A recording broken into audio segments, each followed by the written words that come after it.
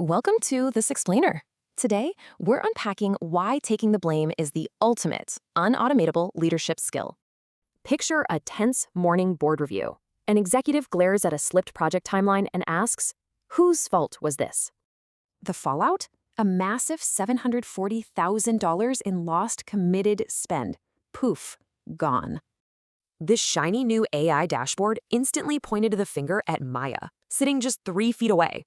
But instead of throwing Maya under the bus, her manager looked at the board and took the hit.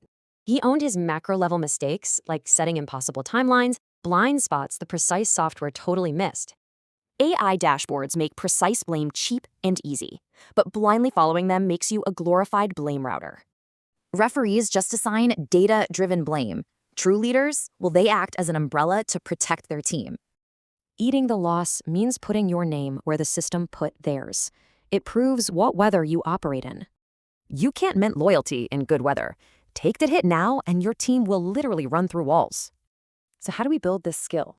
It boils down to 4 specific reps to convert failure into trust.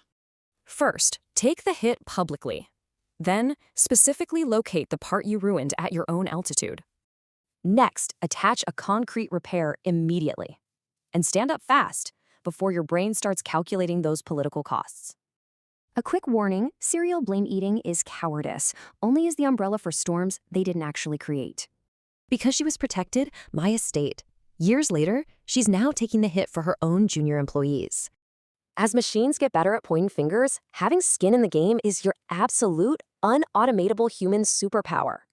So next time that dashboard flashes red, will you just follow the finger, or will you be the umbrella?